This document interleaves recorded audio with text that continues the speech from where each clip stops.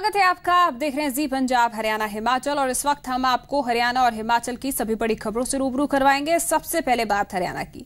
आज चंडीगढ़ में मुख्यमंत्री मनोहर लाल खट्टर की अध्यक्षता में कैबिनेट की बैठक होने जा रही है और आज होने वाली बैठक के लिए अहम है क्योंकि आज की बैठक में प्रदेश की नई परिवहन नीति पर चर्चा हो सकती है और इसके अलावा आज सीएम की घोषणाओं की समीक्षा पर भी चर्चा की जा सकती है। कैबिनेट की बैठक में जीएसटी को हरियाणा में कैसे लागू करना है इस पर भी मंथन हो सकता है। तो आज जो है हरियाणा कैबिनेट की बैठक होने वाली है। बेहद अहम रहने वाली है ये बैठक क्योंकि इसमें कई अहम मुद्दे हैं जिन पर आज चर्चा हो सकती है। आज की बैठक में प्रदेश की नई परिवहन नीति पर चर्चा संभव है और इसके अलावा सीएम की घोषणाओं की समीक्षा पर भी चर्चा की जा सकती है।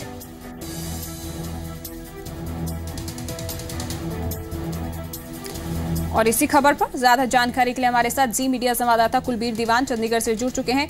कुलबीर, तो आखिर कितने बजे तक ये कैबिनेट की बैठक शुरू होगी और क्या एजेंडा है बैठक का? देखिए इंदर, बाद दोपहर 3 बजे ये बैठक जो है सचिवालय में होगी और मुख्यमंत्री मनोहर लाल इसकी अध्यक्षता करेंगे।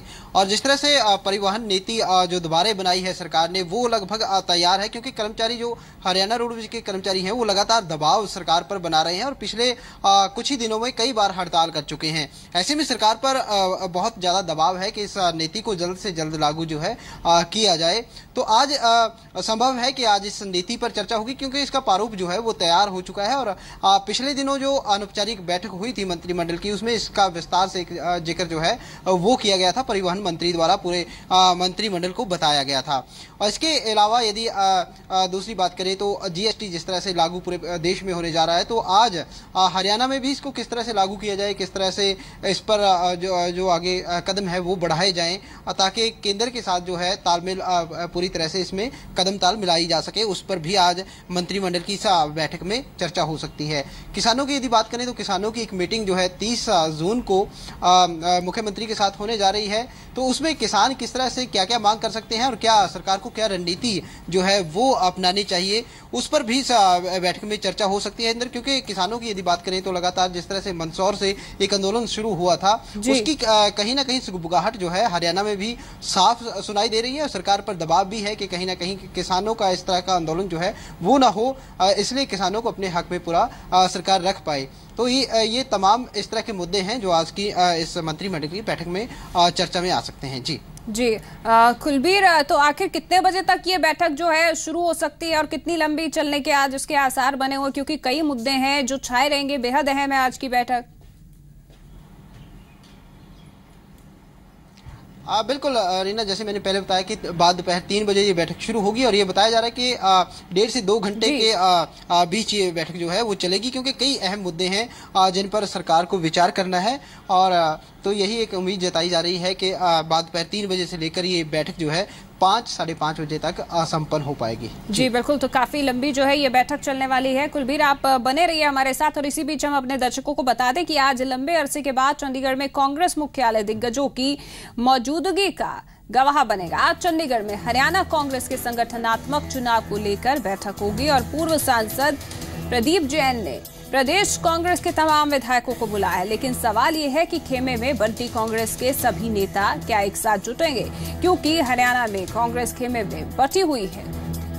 और कुलबीर दीवान हमारे साथ लगातार बने हुए हैं। तो कुलबीर, एक और कैबिनेट की बैठक है तो वहीं जो है कांग्रेस मुख्यालय में भी एक बैठक कांग्रेस की विपक्ष की।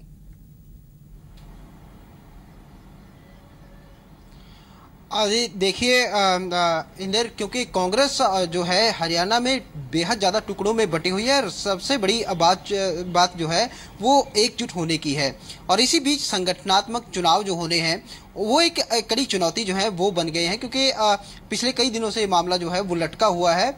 और अब पिछली बार भी जब प्रदीप जैन ने ये बैठक बुलाई थी, जो चुनाव प्रभारी हैं हरियाणा के कांग्रेस के, उन्होंने जब ये पिछली बार ये बैठक बुलाई थी तो विधायक खेमा जो था, हुड्डा खेमा जिसको कहा जा सकता है, उन्होंने साफ मना कर दिया था इस बैठक में आने से। उन्होंने कहा था कि किसी काम की वजह से वो नहीं पहुंच पाएंगे। हालांकि चंडीगढ़ में वो जुट चुके थे, लेकिन इसके बावजूद भी उन्होंने बैठक में शिरकत नहीं की थी, क्योंकि कांग्रेस जो है वो कहीं ना कहीं धड़ों में बटी हुई है। और जिस तरह से संगठनात्मक चुनाव की तरफ कांग्रेस बढ़ रही है, तो निश्चित तौर पर हुड्डा खेमा भी इस बार पूरी तरह से सक्रिय है और वो चाहेगा कि इस बार जो प्रदेशाध्यक्ष का पद है वो उसके विरोधी गुट के पास ना रहे, यानी कि अशोक तंवर के साथ जिस तरह से 36-40 का आंकड़ा उसका चल रहा है।